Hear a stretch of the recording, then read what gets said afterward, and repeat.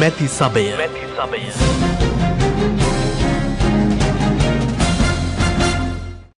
රටේ නීතිය හා සාමය භයානක ලෙස බිඳ වැටී ඇති බව මෑතකදී ඇති වූ සිද්ධීන් මගින් පෙන්වා දී ඇත.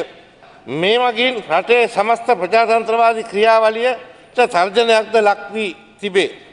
ප්‍රසිද්ධ කියවනක් තිබෙනවා අස්ට්‍රේලියාව ගියාට පසු ස්ථාලය වහලා දැමීමේ වැඩක් නැtei කියන එක.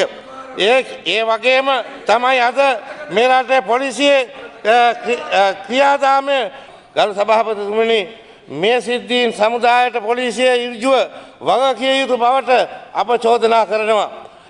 මේ වගේ තත්ත්වයක් ඇතිවීම අපි අවසන් කරන්න ඕන. ඒක සමාජයෙන් තුරන් කරන්න ඕන. ඒ සම්බන්ධයෙන් අතිගරු ජනාධිපතිතුමා විශේෂ වැඩපිළිවෙළ සකස් කරලා තියෙනවා. තුමා පත් කරලා තියෙනවා මේවා සම්බන්ධයෙන් ඒ ස්ථානවල, ඒ ප්‍රදේශවල, ඒ පුද්ගලයන් පරීක්ෂා කරලා බලන්න ඕන කියන තත්ත්වයකට දැන් කණ්ඩායම් පත් කරලා තියෙන දක්ෂ පුද්ගලයන්.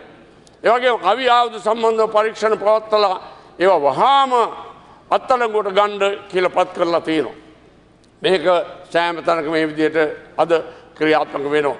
ඒ වුණාට එක පාරටම මේක අවසන් කරන්න පුළුවන් තත්ත්වයක් කෝටියක් ජනතාව ඉන්න එකේ පොලිසිය කොච්චරද ඉන්නේ? හමුදාව නෙවෙයි මේ කරන්නේ පොලිසියයි.